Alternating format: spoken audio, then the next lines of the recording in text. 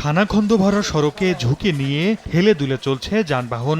সামান্য বৃষ্টিতেই সৃষ্টি হচ্ছে জলাবদ্ধতা। নিয়মিত সংস্কার না হওয়ায় বরগুনার অধিকাংশ সড়কের বেহাল দশা। সড়কের বেশিরভাগ পিচ উঠে গেছে, তৈরি হয়েছে ছোট বড় গর্ত। প্রায়ই ঘটছে দুর্ঘটনা, এতে ভোগান্তিতে বাসিন্দারা।